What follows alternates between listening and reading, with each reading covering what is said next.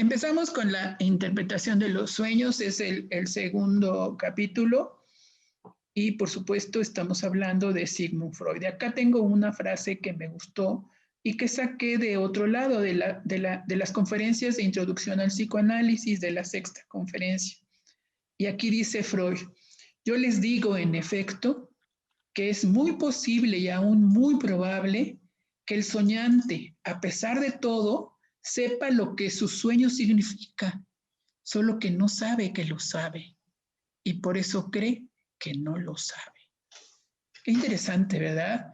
Como que allí está en nuestro ser el significado de lo que estamos soñando, pero como dijera Fromm, es un lenguaje olvidado, que hemos olvidado. Aquí nos comenta Freud sobre diferentes teorías sobre el sueño. Está haciendo una revisión bibliográfica bastante completa sobre el tema. Y entonces se encuentra que hay algunas teorías con diferentes autores, entre los cuales se encuentra Delfo, Bouth, que dicen que el dormir es la continuidad de la vida de estar despiertos y que no se disminuye la actividad física y que no es necesario soñar. Ellos ven al sueño como una paranoia, como un delirio de persecución y como una vigilia parcial. Hay un conjunto de teorías que lo ven así.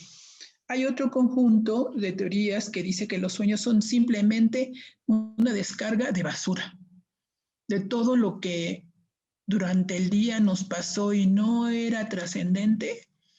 Son pensamientos inconclusos, se está depurando allí en la mente. Y entonces dice, como es una descarga de basura, no tienen significado, sin embargo, esto es terapéutico porque nos quita de todos aquellos pensamientos inconclusos y de basura. Entonces, es otra rama de los pensadores que opinan sobre los sueños. Hay otros que dicen que todos los hechos que vemos en los sueños nos llevan a caracterizar al sueño como un proceso corporal. Todo está relacionado con el funcionamiento de nuestro cuerpo. No tienen significado. Yo considero aquí que esto es una denegación. La denegación es un mecanismo de defensa que nos está llevando a decir que lo que estamos viendo y que es real no lo aceptamos, lo negamos. Sucede frecuentemente cuando tenemos una pérdida de una persona querida y no podemos aceptar que esa persona ha muerto. Hay otro conjunto de teorías que dicen que simplemente se disminuye la actividad psíquica y que el dormir ocupa totalmente nuestra mente. Aquí nos habla Freud de un modelo de imbecilidad o amencia, como si durante el sueño hubiera, amencia quiere decir síntomas de confusión, desorientación, trastornos del pensamiento por medio de los cuales nos volvemos poco lógicos, incoherentes, perplejos. Tenemos alteraciones de nuestros órganos de los sentidos y por lo tanto tenemos ilusiones y alucinaciones y una inquietud de todo nuestro... Bueno, esas son las teorías. Freud pone una cita de un escritor muy famoso que fue premio Nobel, que es Anatole France, y yo consideré que era conveniente ponerla aquí. Voy a leer la cita. Dice Anatole France con referencia al sueño. En suma, el sueño es el producto del pensamiento errante, sin meta ni dirección. Sin meta ni dirección, el cual se fija sucesivamente sobre los recuerdos que han conservado suficiente intensidad para ubicarse en su ruta y detenerlo a su paso, estableciendo entre ellos un vínculo a veces débil e indeciso, a veces más fuerte y más estrecho, según que la actividad del cerebro en ese momento esté más o menos abolida por el sueño. Aquí un asunto que me pareció de mucha importancia es que hay recuerdos que se han conservado con la suficiente intensidad que aparecen, ¿verdad?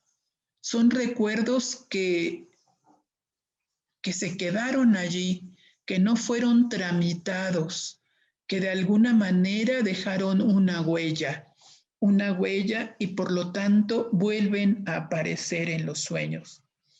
Aquí recordamos el caso de Dreyfus, que fue un militar francés judío que fue acusado de traición, de pasar información a los enemigos, y la defensa excelente que hace el escritor Émile Zola de Dreyfus, porque se encuentra al verdadero culpable.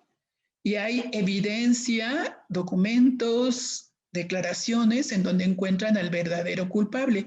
Sin embargo, a Dreyfus lo mandan a la Isla del Diablo, que era una prisión en donde vivía de trabajo, donde eran trabajos forzados y vivían en condiciones inhumanas. Émile Zola lanza un comunicado que se llama J'accuse y se arma una revolución. Sin embargo, vuelven a juzgar a Dreyfus y lo vuelven a condenar. El caso es que, ¿qué es lo que hace Anatole France? Anatole France se une a Émile Zola en la defensa de Dreyfus y resulta que a Émile Zola le quitan un premio muy importante, una cruz de honor. Entonces Anatole France regresa a la suya. Quiero decirles que ¿por qué este paréntesis? Porque realmente vale la pena leer los libros de Anatole France. He leído muy pocos de ellos, entre ellos La isla de los pingüinos, que es excelente, pero posteriormente prohíben todos sus libros. Entonces, todos los libros que han sido prohibidos, pues es porque vale la pena leerlos. Entonces, aquí una cita de Anatole France con referencia a los sueños, muy atinada, por eso la escribe Freud. Entonces también hay teorías que atribuyen una función útil al sueño. También está Novalis, donde dice que el sueño es el escudo protector contra la monotonía, o sea que ahí nos divertimos como aventuras, ¿no? O Burda, que dice que la actividad natural del alma no perturbada por la individualidad, la autoconciencia y la autodeterminación, como que ahí hay libertad total. Purkinje le atribuye al sueño cualidades de consuelo, contrarias a la tristeza, en donde se transforma el odio en amor, amistad. Scherner, por su parte, nos dice que es una actividad simbolizadora de la fantasía. Y él dice que también en los sueños hay una exageración, ¿no? Se prefiere lo extremo. Y aquí el único que dice que los sueños son interpretables es Scherner, aunque Freud lo critica un poco porque dice que su estilo de redacción es confuso.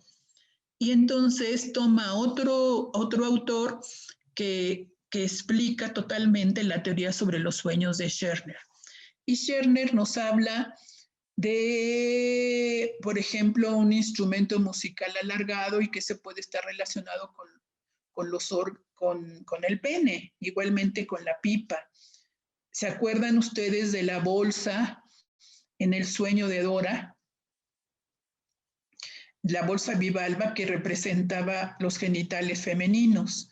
Pues Scherner también hace otra serie de descubrimientos y dice que cuando el soñante está recordando el techo de una casa, probablemente esto tiene que ver con la cabeza. Está hablando de su cabeza, con las partes del cuerpo. Con referencia a la casa, generalmente la casa tiene una relación con la época. Si nosotros soñamos, por ejemplo, con la casa en donde vivimos, la casa que habitamos cuando éramos muy pequeños, probablemente el sueño se está refiriendo a esa época. Estamos hablando de un sueño de eventos sucedidos en la niñez. Y, por ejemplo, si nosotros soñamos una casa que está medio derruida, con las paredes a medio construcción o medio caídas, con un hoyo con un agujero en el piso, pues estamos hablando de alguna manera en cómo nos vemos probablemente a nosotros mismos, en nuestro estado emocional de ese momento. Posteriormente, las casas se van transformando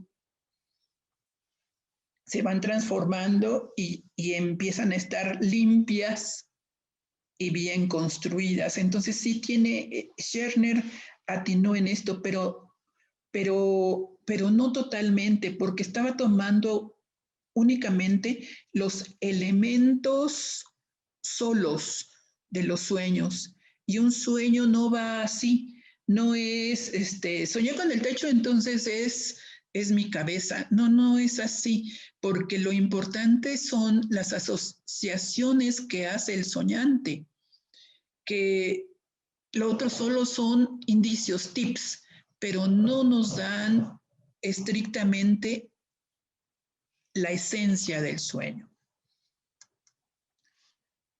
También Scherner dice que es lo que, por ejemplo, una joven que tiene deseos sexuales, pues puede soñar que la persigue un hombre desnudo.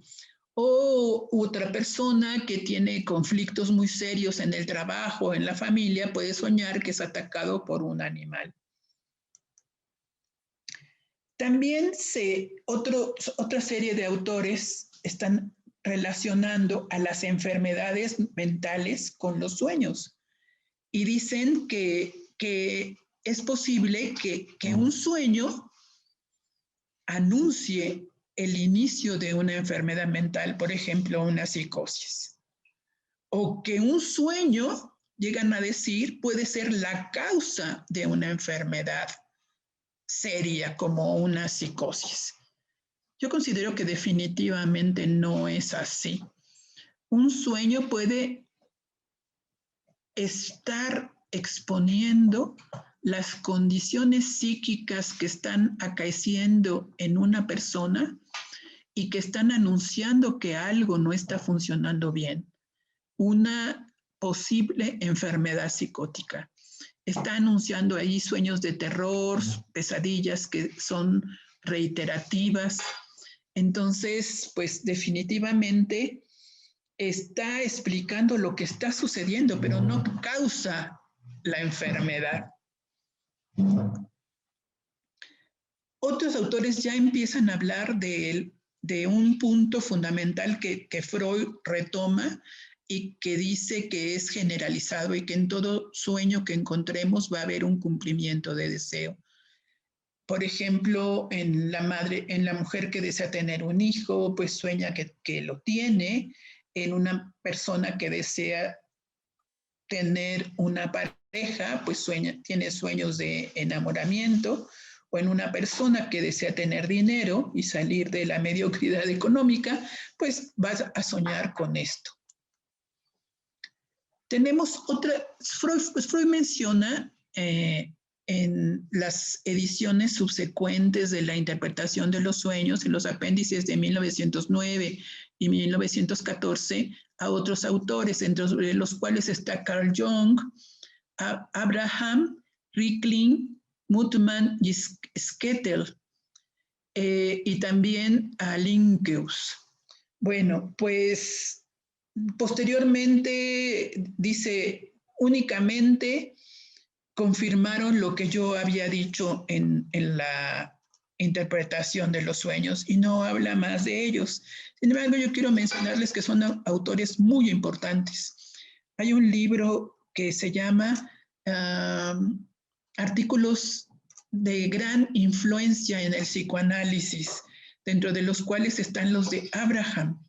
Abraham es un psicoanalista que conoce el psicoanálisis por Jung en Suiza, pero que después tiene una gran cantidad de comunicados a través de cartas con Freud y funda la Sociedad Psicoanalítica de Berlín y tiene muchas aportaciones muy importantes con referencia a las diferentes etapas de la oralidad. Él habla de la etapa canibalística, él habla de neurosis de guerra, de traumas, cómo curar específicamente los traumas, de drogadicción. Los libros de Abraham son muy útiles en la clínica, a pesar de que son antiguos y que él muere muy joven, a los 49 años. Una de sus hijas es psicoanalista y escribe su biografía, la biografía de su padre. Pero no nada más eso, Abraham era partidario del apoyo a las mujeres. En esa época no era muy común que una mujer estudiara medicina y que posteriormente se dedicara al psicoanálisis. Abraham es mentor de Helen Dodge y de Melanie Klein. Melanie Klein es una psicoanalista que funda una corriente muy importante dentro del psicoanálisis y que tiene seguidores psicoanalistas muy brillantes que han aportado mucho, dentro de los cuales tenemos a Meltzer, a Bion, a Winnicott. Pero él estaba dando terapia a Melanie Klein porque estaba deprimida. Encontró que era una persona muy brillante y la animó a estudiar psicoanálisis y la guió. Pero Melanie Klein no terminó la carrera. Ella terminó la preparatoria, hizo unos cursos aislados en la universidad y sin embargo Abraham no se sintió que no podía hacer esto y la preparó como psicoanalista, a ella y a otras mujeres importantes dentro del psicoanálisis. Entonces, por eso me pareció importante mencionarlo. Pero entonces, ¿los sueños son expresiones psicóticas?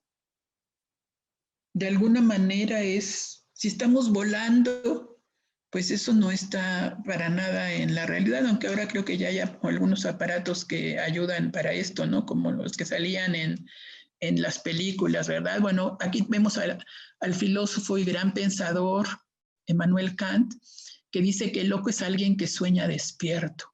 Pues sí. A Krauss, que dice que la locura es un sueño dentro de la vigilia. Pues sí, ¿cómo ven? Sí, ¿verdad? Estamos viviendo un mundo en donde de repente nos trasladamos a otro escenario, a otro mundo y de repente nos mudamos a otro, pues eso no es posible en la realidad, pero en los sueños sí. Schopenhauer, ese no me cae bien, a pesar de que dijo muchas cosas acertadas, eso de que las mujeres son personas de cabellos largos e ideas cortas me cayó muy mal, ¿eh? Pero él llama al sueño una locura breve y a la locura un largo sueño. Hagen define el delirio como la vida onírica producida por el dormir. Y Wundt dice que podemos nosotros mismos vivir en el sueño casi todos los fenómenos con que tropezamos en los manicomios. ¿Qué opinan de esto? Pues sí, sí es cierto. Los sueños son un poco psicóticos. Sí, son maravillosos. De repente alguna persona puede estar soñando con dragones, con quimeras, con muchísimos seres fantásticos de la mitología, de la literatura u otros que inventemos y las cosas no se suceden en un orden lógico, sino en otro orden, de otra forma. Aquí también Freud nos habla del método de interpretación de los sueños y de un sueño paradigmático. Este es el sueño, los sueños que tuvo el faraón y que José, cuando estaba allí de esclavo, porque sus hermanos lo venden, interpreta. El faraón sueña que hay un grupo de vacas muy gordas que son devoradas por vacas muy flacas, escuálidas, etcétera, ¿verdad?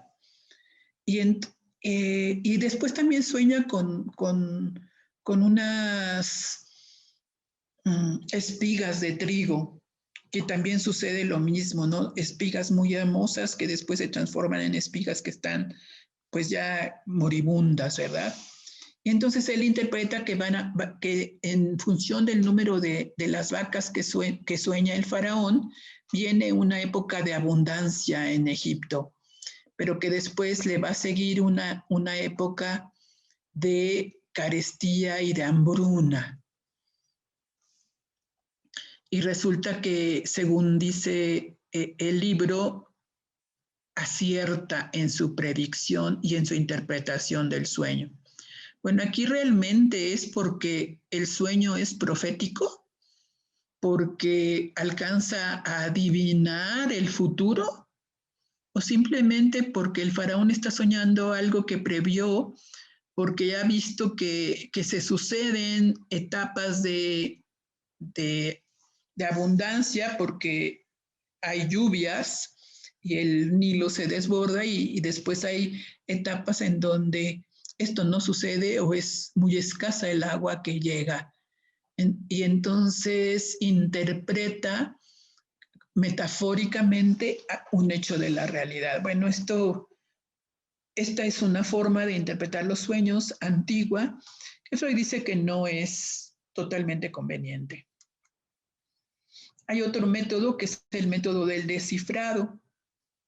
Tenemos nuestro diccionario de sueños y entonces decimos, se sueña con una carta y se sueña con una exequia, con un sepelio, ¿verdad?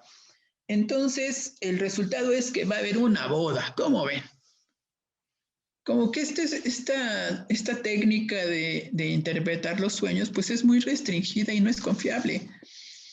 Es algo así como ya tener recetas hechas sobre qué significa cada cosa, pero las cosas no son así, porque cada sueño es propio del soñante. Aquí hay otras variantes de la interpretación simbólica. Una, el intérprete descifra por completo el sueño, o sea que aquí podría ser el psicoanalista, llega el paciente, nos narra su sueño y nosotros decimos, no, pues lo que está pasando es esto más, y lo que tú quieres es esto, y tu sueño significa tal cosa. Ese no es un método adecuado. Dos, algunos intérpretes del sueño hacen preguntas, hacen una especie de entrevista al soñante. ¿Cuál es su familia? ¿Cuántos hijos tiene? ¿En dónde trabaja? Etcétera. Y en función de eso, hacen la interpretación. Ya está un poco mejor la cosa, ¿verdad? Pero todavía no es suficiente porque son las asociaciones personales del soñante las que nos van a dar las claves. Y luego hay otra forma de interpretar los sueños que es por su opuesto. Sueñas con una boda, alguien se va a morir. Esto es realmente algo que no puede ser, ¿verdad? Que es simplemente una ocurrencia, ¿no? O sueñas con una pelea marital, eso quiere decir que te vas a casar o cosas así, ¿no? Que están totalmente fuera de sentido. Aquí les puse otra vez la diapositiva que les presenté cuando analizamos el primer sueño de Dora, porque precisamente en esta parte de la interpretación de los sueños es cuando Freud narra la interpretación que hace Aristandro del sueño de Alejandro. En este sueño, si ustedes recuerdan, ve a un sátiro, aquí está la representación del sátiro, que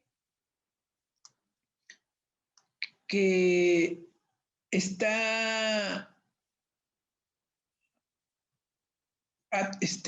pisando el escudo de Alejandro, pero viene la interpretación del sonido de las palabras, ¿no?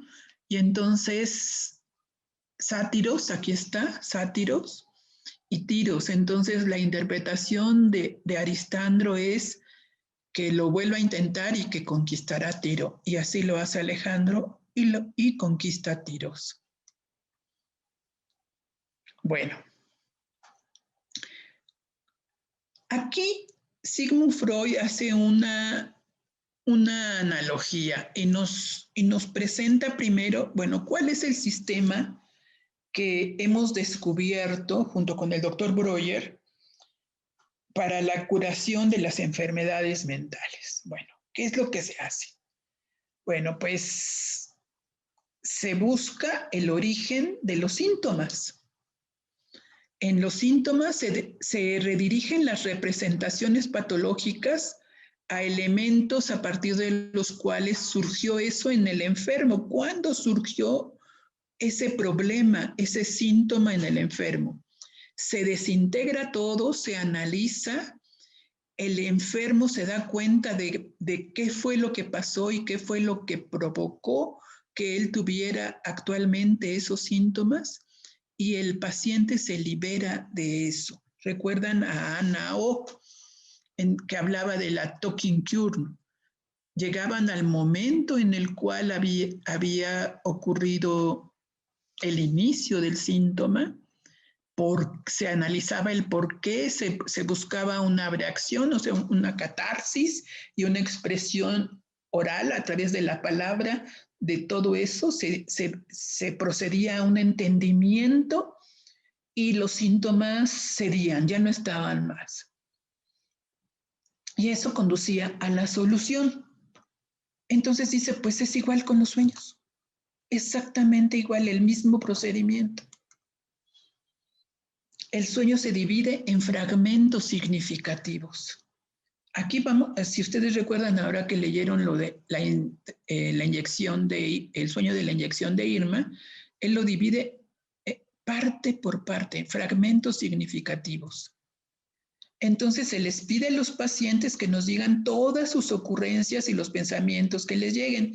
En algunas ocasiones, cuando el paciente no tiene experiencia en interpretar sueños, se le dice, dime todo lo que se te ocurra al respecto. Y entonces dicen, dolor, angustia, tristeza. Esto no es una asociación, están expresando únicamente las emociones que el sueño les indujo, pero no es una asociación. Por supuesto no le vamos a decir, eso no es una asociación, está muy mal, por supuesto que no.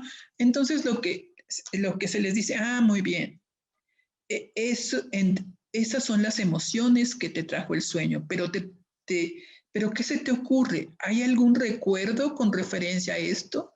¿Hay algún rasgo en el sueño que te recuerde a alguna persona? Una época, ¿sí? Se desglosa y se le dice que algo que es muy importante, que es dilo todo sin quitar algo que pudieras pensar que no es conveniente, porque nosotros autocensuramos lo que decimos. No decimos muchas cosas. No, ¿por cómo voy a decir eso si probablemente no es, ¿no? Pero en este arte que es la interpretación de los sueños, se tiene que decir todo, porque probablemente allí donde está pensando que eso no es, eso sí es, eso es lo importante. Y Freud dice que se le debe decir al paciente que el éxito del psicoanálisis depende de que se diga todo, de que se tome nota de todo, libremente, sin censura.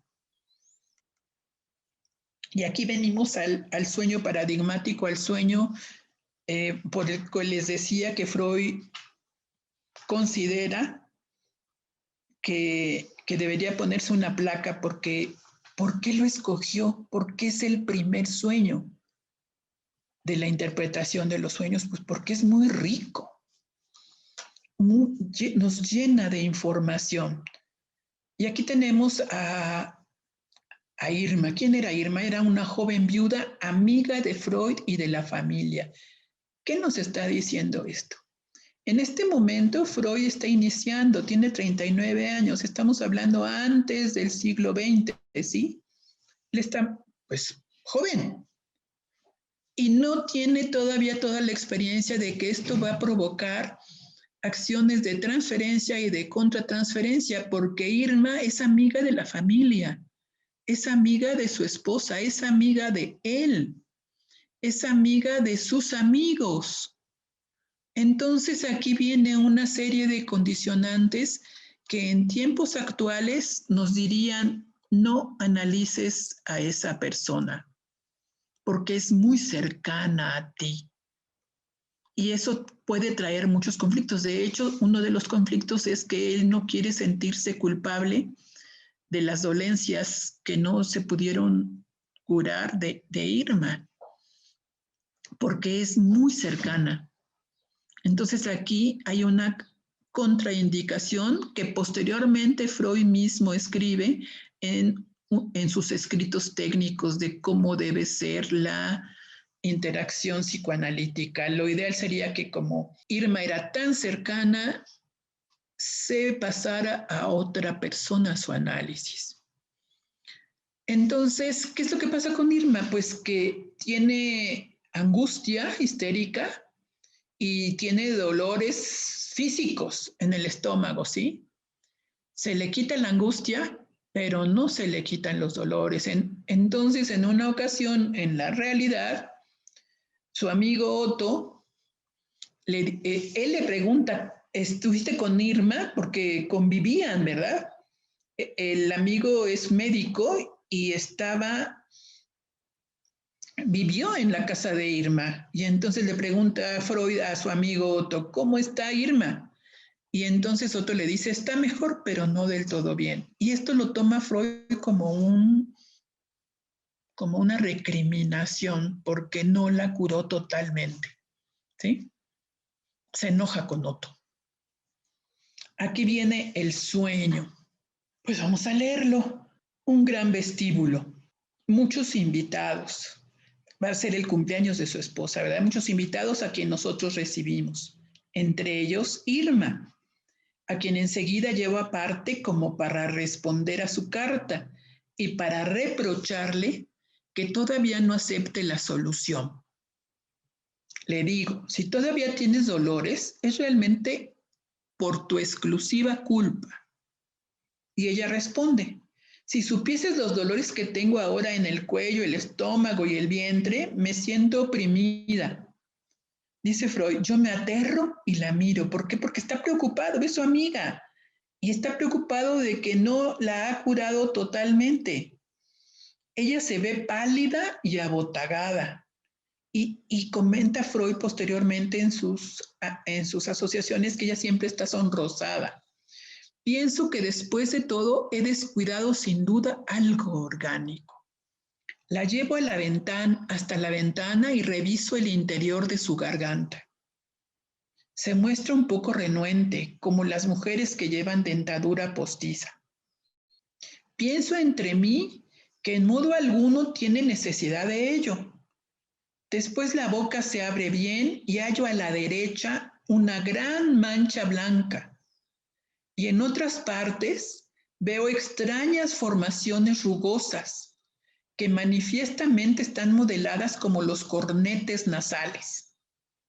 Extensas escaras blanco-grisáceas.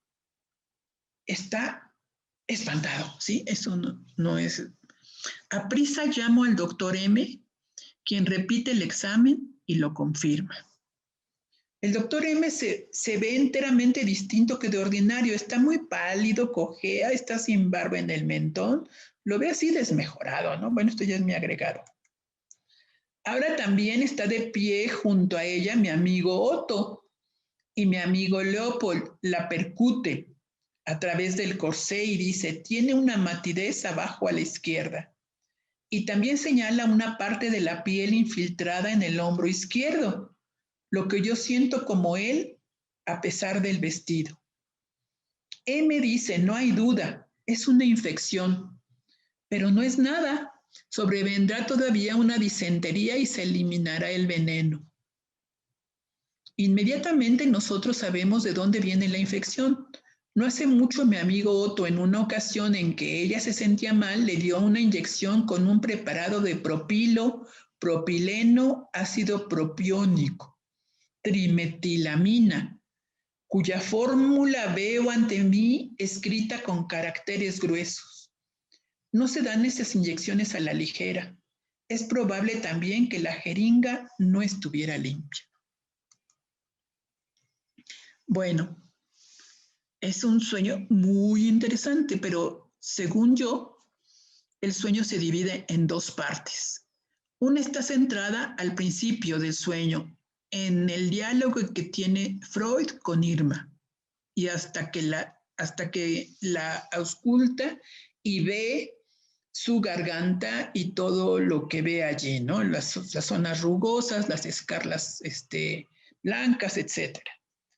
Y la segunda parte del sueño, cuando ya llegan los colegas de Freud, que son los tres médicos, ¿verdad? Aparecen los colegas a quienes Freud se dirige para pedir su opinión. En el análisis que hace ya con sus asociaciones, él dice, es el cumpleaños de mi mujer. Y muchas personas, Irma entre ellas, serán recibidas por nosotros como invitados en el gran vestíbulo del Bellevue. Ese era un salón de fiestas y parece ser que querían hacer en la realidad, una fiesta muy importante con todos sus amigos. Irma se ve pálida y abotagada. Mi paciente tenía siempre la tez rosada. Sospecho que aquí la he reemplazado por otra persona. Otro punto muy importante. En los sueños, muchas veces las personas son ellas mismas, pero también pueden representar a otra persona. Y como hemos visto en este sueño, pues representa a tres personas, ¿verdad? Pero aquí están las claves. Se ve pálida y abotagada. ¿Como quién? Adelante lo veremos. Él está aterrado porque piensa que ha descuidado algo orgánico que tiene Irma. Pálida, abotagada, dentadura postiza. Esas son las claves, ¿sí? ¿Y a qué lo llevan a reflexionar? A tres mujeres. Se acuerda de una gobernanta que tenía dentadura postiza. Se acuerda de una amiga de Irma que era más dócil y que sí hacía caso de sus indicaciones. Y se acuerda también de su esposa. Se le representan a Freud todas las formas de espejismo imaginario de la mujer. Fíjense aquí, voy a ver. La llevo hasta la ventana para mirar dentro de su garganta. Se muestra un poco renuente. Ahí está lo de la dentadura postiza. Ahí ya no es Irma, ¿sí? Hay pues aparición angustiante de una imagen que resume lo que podemos llamar revelación de lo real. Aquí estoy hablándoles de algo que dice Lacan con referencia a esa fracción del sueño de Freud. Dice, se le está apareciendo a Freud lo real. ¿Qué cosa es lo real? Bueno, lo real es aquello que no podemos, a lo cual no podemos acceder debido a la limitación de nuestros sentidos. Existe tres registros dentro del psicoanálisis lacaniano. Uno es lo imaginario, otro es lo simbólico y otro es lo real. Lo imaginario es lo que percibimos del mundo y de lo que nos damos cuenta. ¿Por qué? Porque lo estamos viendo a través de muchos filtros. Para empezar, los filtros de nuestros sentidos que son limitados. No podemos ver lo mismo que ve un águila, ni podemos escuchar lo mismo que escucha un perro. Tenemos limitación en nuestros sentidos, pero además tenemos una serie de filtros mentales en nuestro cerebro que nos hacen ver la realidad de un modo especial, nuestros prejuicios, nuestra manera de ser, nuestra personalidad, nos hace percibir la realidad de un modo especial que no necesariamente es como es, sino como nosotros la vemos. Nuestra subjetividad nos hace tener ese registro imaginario. El registro simbólico es el registro de la palabra, ¿verdad? Es ese. Pero el registro de lo real es, pues es la realidad en sí misma, sin nuestros, como es, sin, no como la percibimos a través de todos los filtros de prejuicios y órganos de los sentidos limitados, ¿sí? Entonces, lo que dice Lacan, a la hora de ver la garganta de Irma, se le revela lo real, porque ahí viene una clave muy importante. En lo que tiene de menos penetrable, de lo real sin ninguna mediación, fíjense, es un momento trascendental, así muy fuerte, de lo real último, del objeto esencial que ya no es un objeto, sino algo ante lo cual todas las palabras se detienen y todas las categorías fracasan, el objeto de la angustia por excelencia. ¿Por qué? ¿Por qué dice Lacan esto? Solo estaba viendo la garganta de Irma, ¿no? Pero estaba viendo algo más, no solamente la garganta de Irma. Y lo vamos a ver a continuación. Aquí hay otro pensador, otro psicoanalista muy famoso que hace un libro sobre las etapas de desarrollo del ser humano desde la niñez que Freud plantea, ¿no? La etapa oral, anal, fálica, etcétera. Pero Erikson hace un libro en donde, con base en nueva información, plantea un nuevo modelo más completo, además de muchos otros libros. Entonces Erikson dice, con referencia a este punto de cuando Freud ve la garganta de Irma, Erikson plantea que si en este momento Freud no despierta, fíjate, se encontró con lo real, esto es angustiante, ¿sí? Es porque tiene agallas.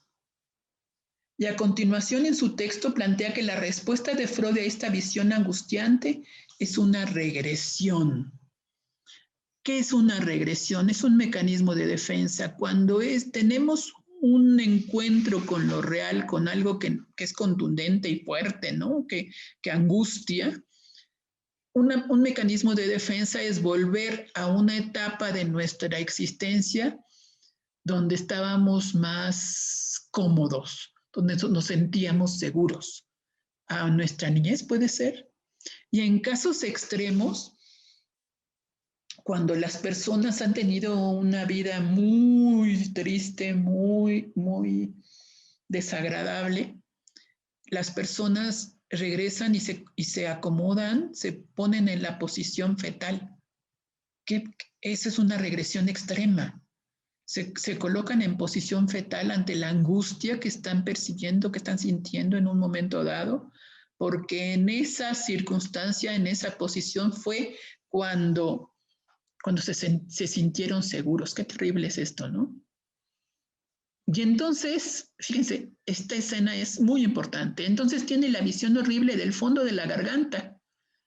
Lo que yo vi en la garganta, una mancha blanca y cornetes con escaras, dice Freud. La mancha blanca y los cornetes con escara provocan en Freud las asociaciones que lo llevan ante un espectáculo horroroso que enlaza con una visión de angustia y le da el estatuto de revelación. ¿Por qué? ¿Qué pasa? ¿Por qué tanto, no?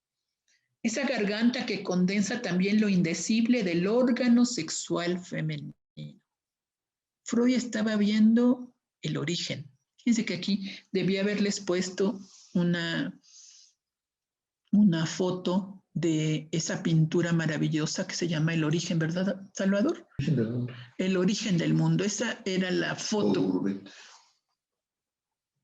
Es el órgano sexual femenino con todo la angustia que produce debido a los condicionamientos sociales, a la prohibición de la sexualidad, al considerar en muchas épocas la sexualidad como algo sucio, pecaminoso, etcétera, ¿verdad? A la prohibición. ¿Quiénes son las tres personas, que que Freud asocia a la hora de hacer esto, pues la amiga de Irma, por algunos rasgos, ¿verdad? A Matilde, su hija tuvo difteria y estuvo muy enferma. La difteria es una enfermedad muy grave, más en esa época. Dice que le dio una fresa para comer y la chica tosió y logró quitar lo que le estaba obstruyendo y le impedía respirar, y gracias a eso se salvó, ¿no? Aunque posteriormente muere. Entonces está asociando que ciertos rasgos le hacen pensar en la amiga de Irma, que es más dócil, en su hija, que estuvo muy enferma, en la garganta, ¿no? Está preocupado también por su propia salud, porque en esa época resulta que Freud usaba la cocaína como una medicina para sus propios problemas, Y también se acuerda de un amigo que era heroinómano y a quien Freud le recomienda el uso de la cocaína como un intento de paliar los efectos de la heroína. Y dice Freud que aquí, justificándose, que él se la receta tomada, pero el amigo se la inyecta. Se provoca un cruce ahí, una sobredosis, y se muere. Y él se siente en parte responsable por esto. Entonces, todo esto lo lleva a pensar en muerte, en preocupación por su propia salud, por la responsabilidad que siente por el amigo muerto, etcétera. Bueno, ¿por qué usaba la cocaína? En esa época se estaba investigando apenas, no se tenía todo el conocimiento que se tiene en la actualidad sobre qué cosa es la adicción que provoca y todo esto. Fue un descubrimiento, estamos hablando de 1896, ¿no? Todavía no se sabía lo que provocaba la cocaína ni su abuso. Entonces, en esta segunda parte del sueño, ya la primera parte del sueño está Freud únicamente con Irma y ve su garganta. Pero entonces ya viene la segunda parte del sueño y llama al doctor M, quien repite el examen. Y resulta que empiezan las asociaciones. En el sueño llama al doctor M. Hubo una grave intoxicación por sulfonal a una enferma, por lo cual acude a M, quien tiene mayor experiencia eso en la realidad. ¿Sí? Sin embargo, pues como que no tenía mucha confianza en los diagnósticos de este doctor, porque como que ¿cómo lo ve? Lo ve pálido, sin barba en el mentón y cojeando, lo ve así maltrecho. Y aquí esto, ¿qué lo lleva a asociar? Pues se acuerda de su hermano mayor, medio hermano, del segundo matrimonio de su padre, porque con su mamá era el tercero, me parece. Y aquí, pues, los editores del libro dicen que este doctor M era Fleisch von Marx. ¿Saben quién es en realidad? Bueno, él estaba los ve así, a su hermano que está representando a M, al doctor M en el sueño. El doctor M representa a su hermano y al doctor M en sí mismo, porque está enojado con los dos porque le rechazaron una propuesta. Entonces los ve así como House. Bueno, entonces su amigo Otto aparece su amigo Otto, que también es médico, y está ahora de pie junto a la enferma, y también su amigo Leopold. La examinan y comprueban la matidez abajo a la izquierda.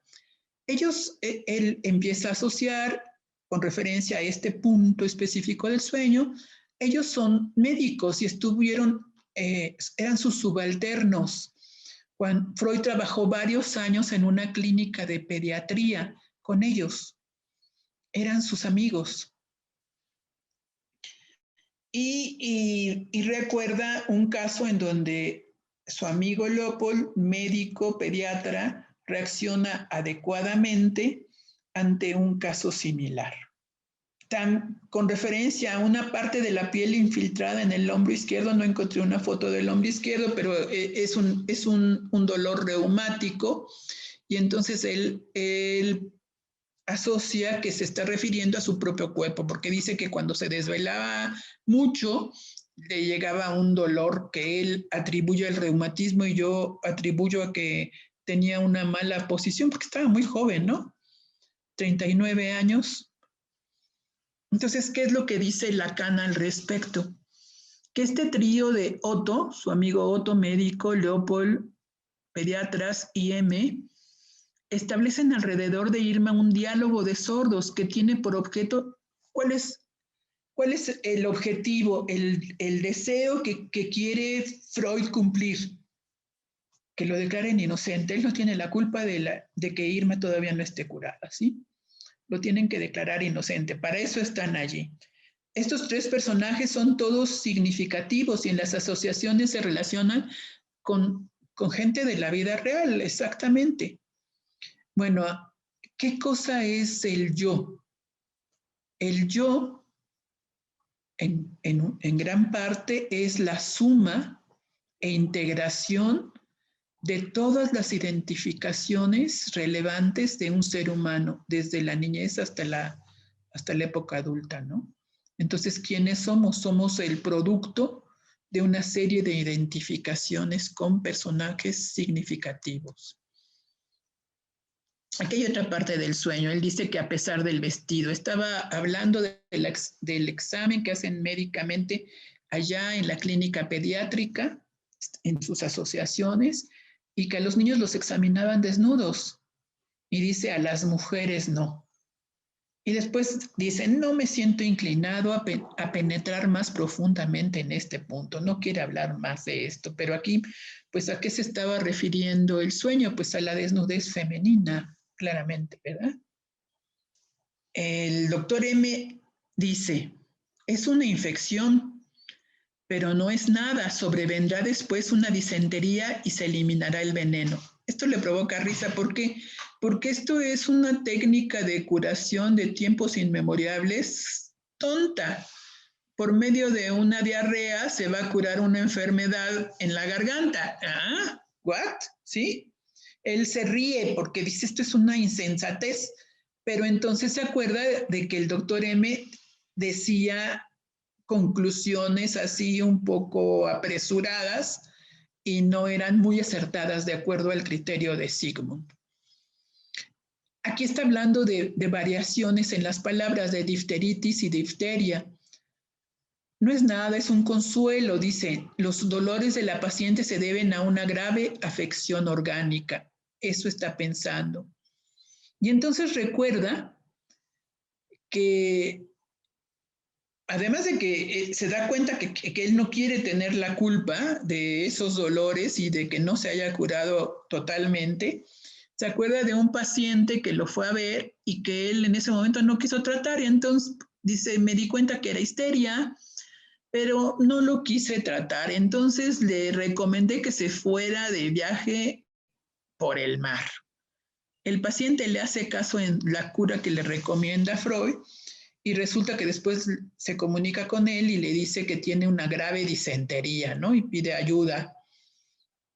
Y él se siente culpable, ¿no? Él se siente culpable por no haberlo atendido adecuadamente, pero esa es la asociación. Fíjense, aquí hay varias culpas, ¿no?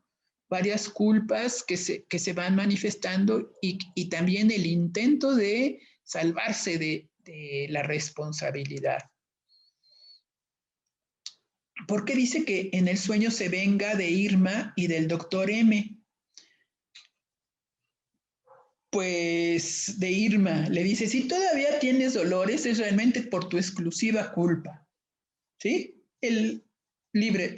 Freud está libre de culpa. Y con referencia a la disentería, dice, por favor, ¿no? ¿Cómo se le ocurre al doctor M decir eso, esa tontería, ¿no? Es una explicación desatinada, es una tontería. Y entonces se está burlando de M, que no sé, porque no se no estuvo de acuerdo con él. Y él comenta, mi amigo, otro fragmento del sueño, a mi amigo Otto, en una ocasión en que ella se sentía mal, le dio una inyección.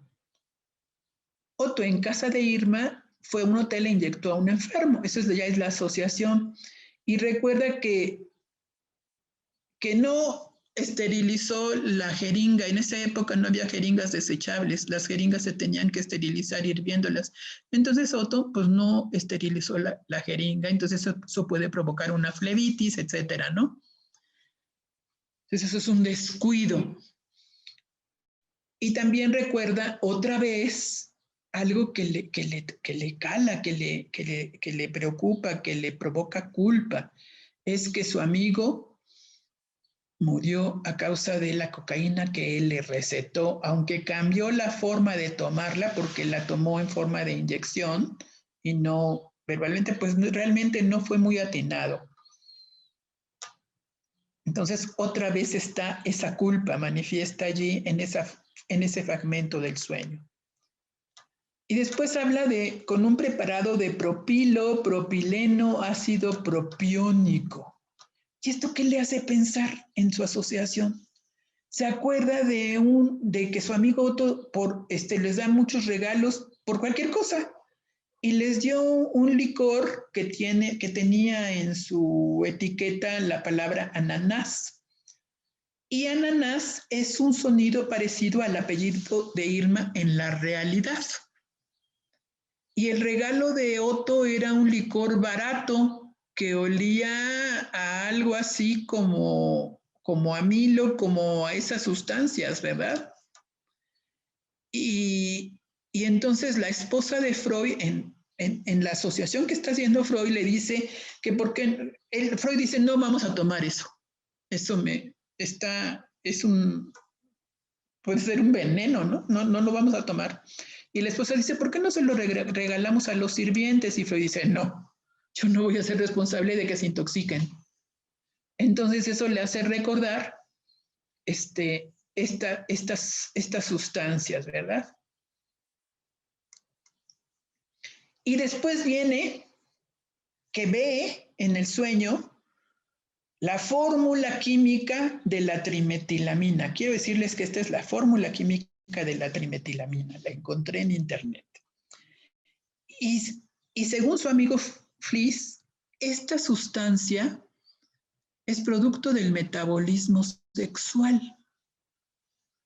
Y él lo ve con así remarcado, ¿no? Remarcada esta fórmula. Recordemos que Irma es una jovencita viuda. Y recordemos también el asunto de qué cosa ve Freud en la garganta de Irma. Pues ve los órganos sexuales femeninos, ¿verdad? Las 3 formaciones rugosas en la garganta de Irma. Y se le presenta esta fórmula con caracteres marcados.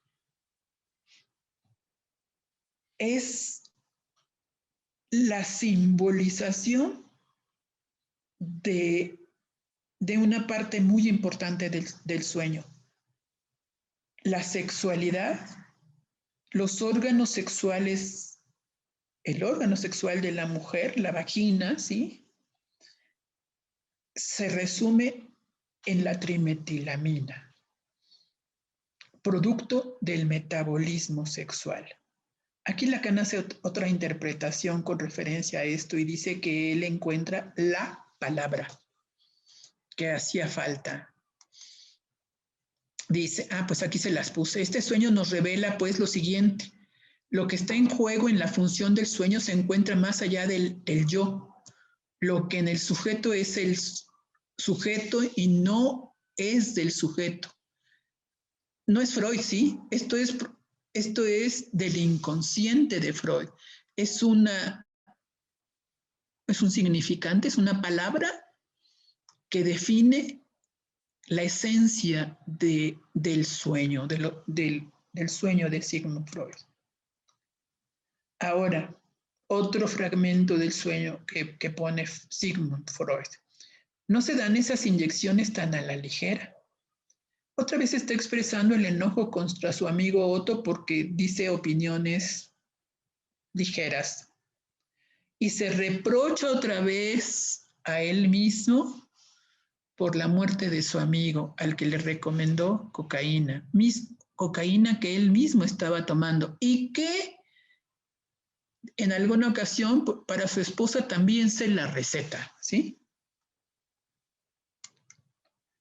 Es probable también que la jeringa no estuviera limpia. Recuerda aquí a una dama con flebitis a la que inyectaba 2 veces al día heroína, ¿sí? ¿Qué nos hace pensar? ¿Por qué no nos dice más? Pero ¿qué nos hace pensar el que 2 veces, morfina le inyecta? ¿Qué es lo que nos hace pensar? Pues probablemente la señora tenía una enfermedad terminal y la morfina era para aliviarla de sus dolores tremendos, ¿no? Recuerda a Matilde muerta y recuerda que su esposa tuvo varices en uno de sus embarazos. Para estas fechas la esposa ya tiene 6 hijos. Es el problema de no haber métodos anticonceptivos eficientes en esa época. Y también recuerda a Irma, que todavía tiene dolencias, ¿verdad? Entonces, está recordando a la dama que es enferma terminal y a Matilde muerta, ¿sí? Conclusiones del propio Freud. Su sueño es una serie de cumplimientos de deseos. Según Lacan también, lo que quiere Freud es librarse de la responsabilidad. Él no tiene la culpa de que Irma siga con dolores. Freud no es culpable de los dolores de Irma, sino Otto, ¿de acuerdo? También se venga de Otto por tomar partido contra él y decirle, no está muy bien Irma, ¿verdad? Y por el licor barato, la inyección de un preparado de propilo. También en este sueño hay múltiples razones de la no responsabilidad por las dolencias de Irma. Eso es esencial y lo repite y lo repite. Se venga de Irma por no hacerle caso en su consejo. Venganza contra el doctor M, pues dice tonterías, como por ejemplo eso de la disentería, ¿no? Que a través de una diarrea va a curarse la persona y va a salir ahí lo maligno, ¿no? De la enfermedad. Pone en contra a y después habla de Fliss como el más sabio. Fliss es su amigo, no le pone ni siquiera una señal a su nombre, pero es el que habla de la trimetilamina, la sustancia relacionada con la sexualidad. Cambia a Irma por otra amiga que es más dócil y sí le hace caso, y a Otto por Leopold, que los dos son médicos, ¿verdad? En suma, los dolores de Irma no son su culpa. Su culpa es no haber atendido las indicaciones de Freud. ¿Y cuáles eran las indicaciones de Freud? Ahorita en la discusión que vamos a tener conjunta, ustedes me van a decir cuáles son sus hipótesis. ¿Qué le recomendó que no le hizo caso? La culpa en Freud, ¿por qué? Por el reproche, por el descuido. Son términos que están recorriendo todo el análisis del sueño. Y aquí vamos a Lacan, que también lo analiza, y muchos autores psicoanalistas están sobre este sueño. Sin embargo, Lacan afirma que en este análisis no hace más que limitarse a explicar todo en términos de la satisfacción de un deseo preconsciente e incluso completamente consciente, el deseo de no ser culpable por la enfermedad de Irma, pero no nada más eso. ¿Recuerdan cuando ve la garganta de Irma? Ahí se va a un asunto existencial, de una preocupación profunda de su inconsciente. La esencia de la mujer, el origen de la mujer, la sexualidad. Sin embargo, aquí yo agrego que está hablando de un paciente, de la paciente a quien inyecta morfina 2 veces al día, de su amigo muerto por la cocaína y de Matilde, su hija, muerte. En el sueño está el factor muerte presente en varias ocasiones. Es un sueño fuerte. Y voy a poner aquí, me voy a permitir leerles las palabras de Lacan en el seminario 2, en donde habla sobre el sueño de la inyección de Irma, y dice: en el sueño de la inyección de Irma, en el instante en que el mundo del soñante se sume en el mayor caos imaginario, entra en juego el discurso como tal, independientemente de su sentido, puesto que es un discurso insensato. Se ve entonces al sujeto descomponerse y desaparecer. Al principio ahí está Freud, primera parte del sueño, y en la segunda parte del sueño ya están sus amigos, ¿no? Los médicos, ya no es él el protagonista principal, aunque también está, por supuesto. Este sueño implica el reconocimiento del carácter fundamental acéfalo del sujeto. Fíjate nada más, ahí está, pero no está. Pasado un determinado límite. Este punto es designado por el AZ, por el principio y el fin de la fórmula de la trimetilamina. Lacan le da a esto una importancia fundamental. Allí está, en ese momento, el yo del sujeto, una voz que ya no es sino la voz de nadie, hace surgir la fórmula como la última palabra, como la palabra de lo que está en juego, la palabra todo. Y esta palabra no quiere decir nada a no ser que es una palabra. Esta palabra, la trimetilamina, que es una fórmula química, está proporcionándonos la esencia, la sexualidad, el intercurso sexual, la mujer, el órgano sexual de la mujer. Y dice, bueno, aquí este está muy interesante porque Lacan se atreve a decir lo que Freud hace un diálogo, un escrito en donde dice lo que Freud es, como si Freud lo dijera. Pero pues por supuesto Lacan está diciendo que Freud lo dice, pero no fue en realidad. Y entonces dice que Freud pudo haber dicho: soy aquel que quiere ser perdonado por haber osado empezar a curar a estos enfermos. Fíjense nada más. A quienes hasta hoy no se quería comprender y se desechaba curar. Soy aquel que quiere ser perdonado por esto. Soy aquel que no quiere ser culpable de ello, porque siempre es ser culpable transgredir un límite hasta entonces impuesto a la actividad humana. No quiero ser esto. Freud rompe los cartabones al hablar de sexualidad libremente, al develarse a sí mismo en sus sueños. Es una acción heroica.